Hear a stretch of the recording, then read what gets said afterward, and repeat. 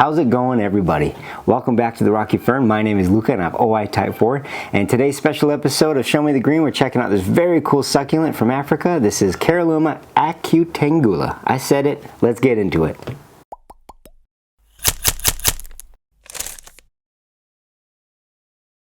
Alright, so we're going to get into this plant. I'm going to show you how I grow this plant here in beautiful subtropical Hawaii. And you would think that humidity would actually be, or higher humidity would be an issue with me with keeping a lot of succulents. But what I've found is it actually helps. If I can really control the amount that I water, humidity is actually pretty much adored by most of my succulents. There's very few succulents that I have in my collection that react adversely to higher humidity. So that's been a plus, and as long as you can control the water, you'll be okay. This is a Stapeliad, and it's in the genus Caralluma. Stapeliads are really kind of unique succulents because they are mostly pollinated by flies, and so they have a very fetid smell, a very rotten similar scent. And so their flowers are very dark red, very orange, sometimes purple, yellow, but they mimic flesh. And the smell on this particular plant, luckily, isn't rotten flesh. It's more of like a wet dog. It definitely smells like a wet dog coming in, which is kind of cool. I haven't seen any fruit flies on it yet. I'll post some pictures right here of the flowers. These are the darkest, blackest flowers I have out of all my plants, and it's kind of cool to see. I really like my Stapeliads. I like my really oddball succulents. I think succulents for me kind of push the envelope for structure, form, growth habit, all that, and it's probably because they're being forced to in the growth habits that, or growth habitats that they've evolved to live in. Those niches are pretty cool. And pretty harsh, to be honest. So these guys occur throughout all of the Saharan belt of Africa, even into Yemen. And they are one of the largest Stapeliads out there. These guys can get about 3 to 4 feet tall, and you can tell right now that these guys are just really big and robust. This is the base. It's bigger than my fist, so it's about 4.5 inches across. And yeah, it's a very cool branching style plant. So these guys are probably doing cam metabolism, just like a lot of our succulents and cacti here in our part of the world. And that's where they actually keep their stomata closed during the day, reducing water loss, which is so important to these guys, seeing how water is pretty rare. And then they will actually store and sequester carbon dioxide in the form of acids, and then come nighttime when they can open up their stomata, they can actually start to do their normal photosynthetic processes to feed themselves. A lot of plants now that aren't doing cam photosynthesis, they actually just have their stomata open most of the day and do that exchange while the sun's out. So it's kind of a cool adaptation that these plants have evolved to do, and I'm pretty sure that Stapeliads do that as well. These guys do, while they do occur in the Saharan belt of Africa, they actually are found mostly in the shade of other plants. And so I keep this in the shade of my really big Opuntia indica that I have out there, and it's been flourishing. We've had a ton of rain, and they typically will flush flowers after a big summer rain. So it makes sense that these guys flushed, that this guy flushed a really big flush of flowers. Now they can have up to 100 flowers. They usually open up all at once, and I'll post pictures right here of just how dark these flowers are. And they always occur on the terminal ends of these branches, and these branches can get quite elaborate. There's a little bit of damage right here from another cactus that fell on top of it, but it seems to be bouncing back just great. So as far as watering goes, I definitely water these more than the other succulents, mainly the euphorbia and the cacti. They definitely require a bigger drink. I haven't had these guys rot out on me, but I'm pretty stingy with my water. The most difficult part being here in Hawaii is the amount of rain we've had this year. I keep saying it every video, but it's like it's raining right now. It's rained all night. The winds have been crazy. I've had to put my plants on the ground and lift them up and on the ground because they're getting blown over. And of course the chickens get in there and just cause havoc. But you know, it's the joys of having pets. But yeah, so I definitely water these more than those other guys. I definitely let the soil dry out before I water again. As far as the soil goes, I really prefer to have as much of a inert mix as I can. So this has a lot of Akadama, lava rock, perlite, pumice, with a little bit, I'd say maybe 10 to 15% of my compost thrown in there, and also rice hulls. I feel like this has helped out quite a bit.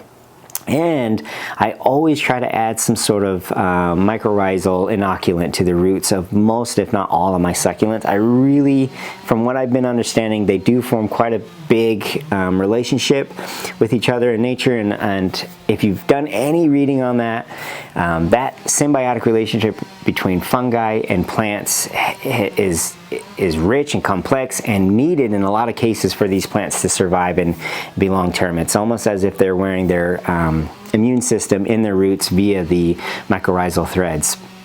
Kind of cool. Definitely could geek out on that. Maybe we should do a video about that. But as far as where I got this from one of the best Etsy shops that I've had experience with, which is 1AM Succulents. I don't know if it's 1AM Succulents or IM Succulents. I'll make sure to post their name right here so you can check them out. But I've always had great success with them. They send great plants. This plant is essentially the same size when I received it. So it's a very big plant, very robust, and the shipping, packaging, everything went really, really well. As far as the new growth goes, they have this really kind of cool growth bud to them. It kind of looks like, I don't know, kind of looks, you know, there's a lot of growth buds or something going on there where they kind of grow out of the tip. This might be a new flower umbel that happens here in a little bit. As far as pests go, I haven't had any pests with this guy, knock on wood, but I will say scale is the #1 pest that I get here in Hawaii for sure, with aphids being a close second, and then spider mites being distant third, and I've never had to deal with thrips. So, you know, I don't even know what to say. I don't want to ask thrips to come, but I would say ants are always an issue, but they're never really the #1 underlying concern.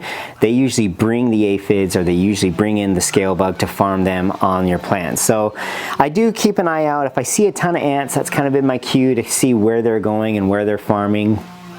And yeah, you know, you kind of trace them back, but they're everywhere. Ants are just absolutely everywhere.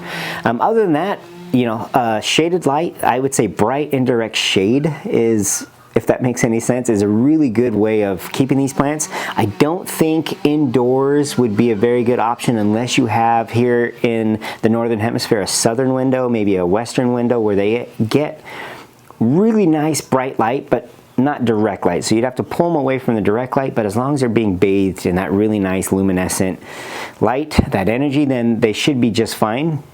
They do wrinkle when they're thirsty.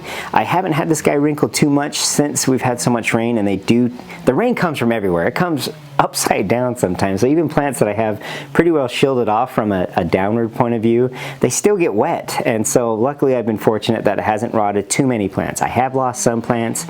The Hoyas, my gosh, you guys, the Hoyas have taken a hit. My Kanya Kumariana, my Adauensis, they are gone. Yeah, my Passifloras, they're gone. There's just quite a few Hoyas that I've lost. I've probably lost 8 to 10, and it's heartbreaking. But we're looking at a black flower in morning, okay? So just make sure you keep them in something that is very airy, something that doesn't hold on to moisture very well. It just lets it flow out, and you can always water more. I typically do the soak method, where I will put this into a bucket of water, usually filled with rainwater, and then once I see water come to the top, that usually means to me that it's pushed all the air out and has been replaced with water, and then I'll let it freely drain, and that has been really, really good for me for most of my plants. Some of the cactus, depending on the mix, you may not need to do that. You may not want to do that.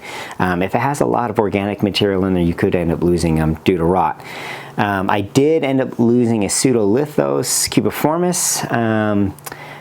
they actually like it a lot drier than a lot of other succulents that I have. However, I have a Larryleachia cactiformis that's kept in a much smaller pot, so definitely underpot your succulents. That will help in mitigation of rotting, but it's kept in a very rocky mix, and that one I water probably every 10 days, and that one's doing great. It's throwing flowers like crazy, and maybe we'll do that on the next video. But to recap, this plant is one of the largest Stapeliads. Stapeliads are awesome. They're known as the corpse flower, sometimes corpse lily, but not the Rafflesia, but you know, the really big corpse lily. But they smell, sometimes they're known as starfish flower.